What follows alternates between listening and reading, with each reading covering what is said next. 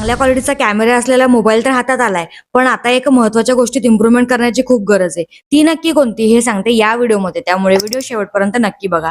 नमस्कार मंडळी, YouTube monetisation चॅलेंजच्या day 32 मध्ये तुम्हा सर्वांचं मनापासून स्वागत.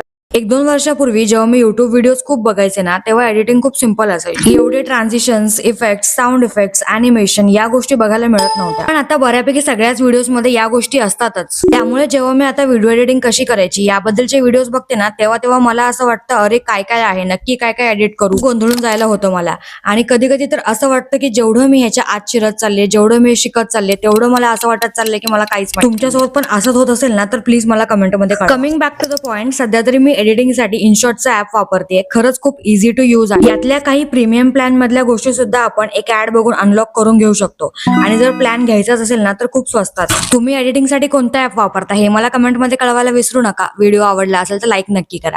पुन्हा भेटूयात नेक्स्ट व्लॉग मध्ये उद्या सकाळी 11 वाजता. तोपर्यंत स्वतःची काळजी घ्या.